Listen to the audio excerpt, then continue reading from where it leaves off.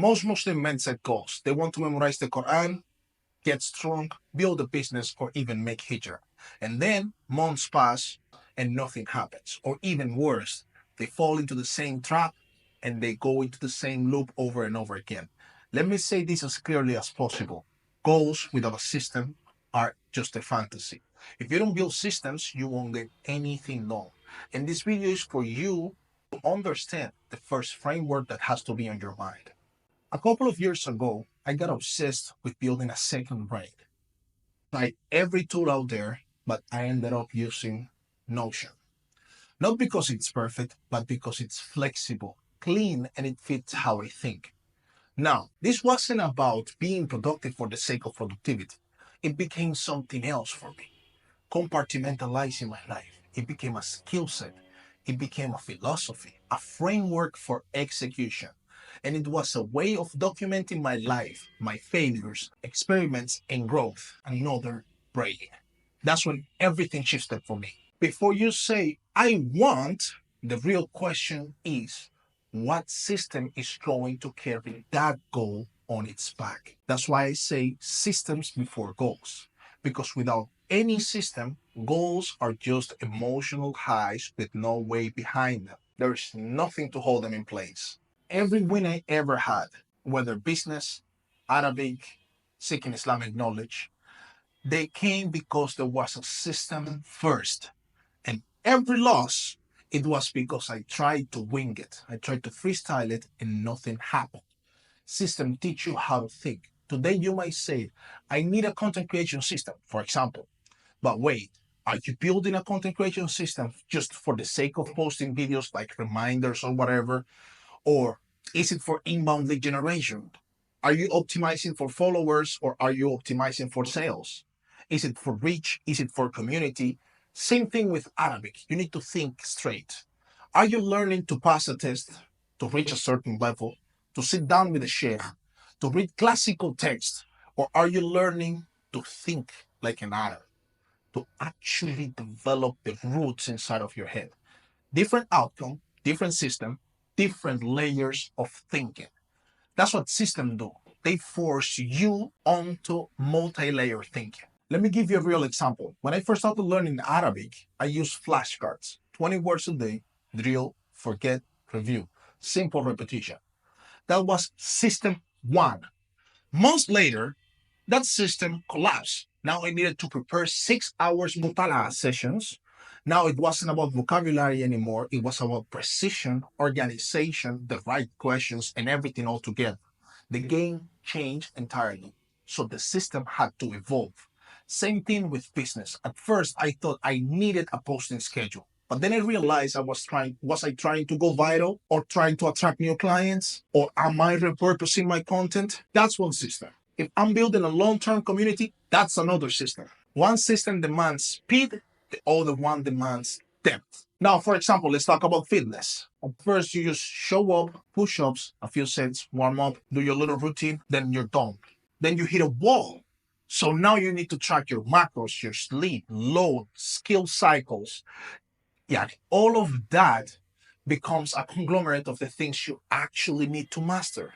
Once you have built that first system that is going to take you wherever you want to go, or is going to build the first momentum, eventually this system will require for you to change your entire focus about it from decision to intention.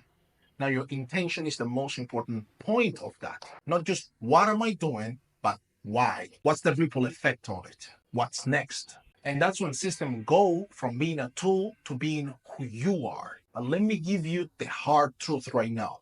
Every system will eventually break.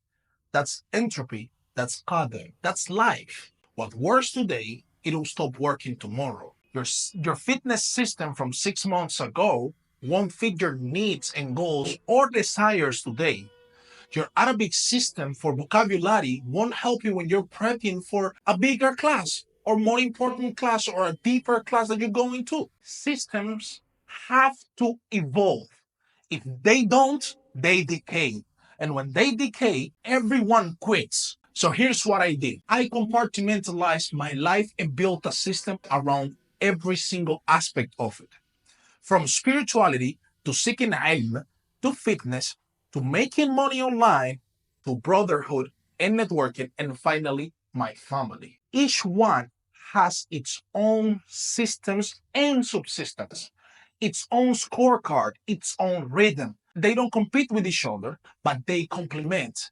Because if your business grows and your iman drops, you're off. If your fitness rises but your Quran reading is off, you're not winning, brother. So balance comes through systems.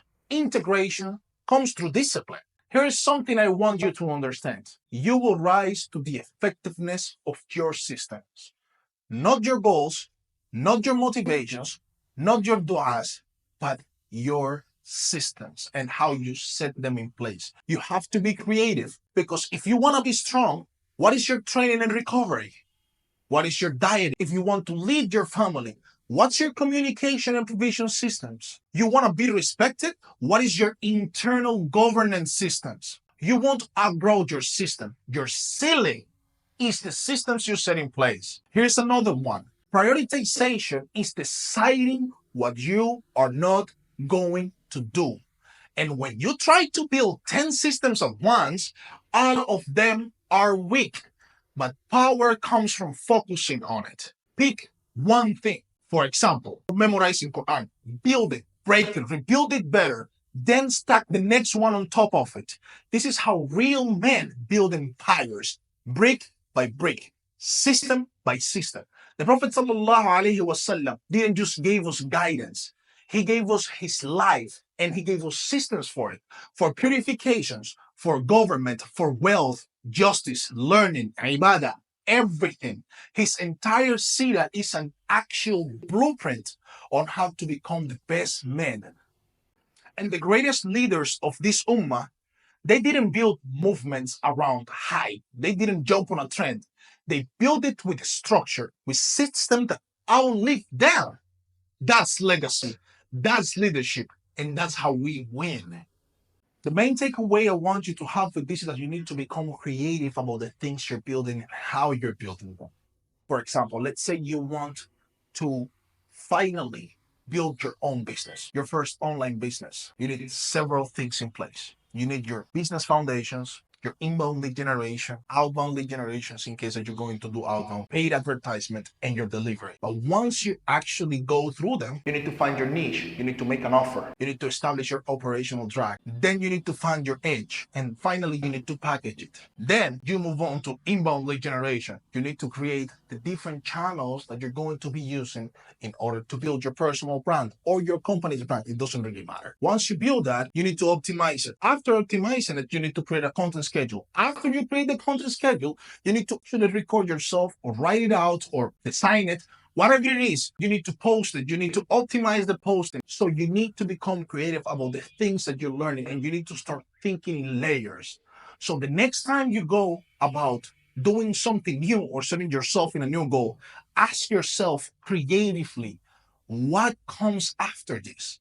What's the next thing that has to be done? Am I ready for it? Should I be ready for it? How can I become ready for it? And once you do that, you will eventually outgrow your current self. And inshallah ta'ala, you will be able to optimize your life or compartmentalize your life in such a way that by the moment you're done with this new system that you're building, you know what the next step is. Third, fourth, like that, you know? And of course, you have tawakkul ala Allah. You make your istikhara, you make istishara with people that you can trust. Maybe you have a network, maybe you have a brotherhood, maybe you have your family members, a brother, anyone, your imam in your masjid, whoever it is. You do your istishara, then you make your istikhara. You build the actual thing, and you have tawakkul ala Allah. I hope this video helped you out, inshallah ta'ala. If it did, and if you have any further questions, just ask me in the comment section, and we will talk about it. Ashhadu an la ilaha illa anta astaghfiruka wa atubu ilayk.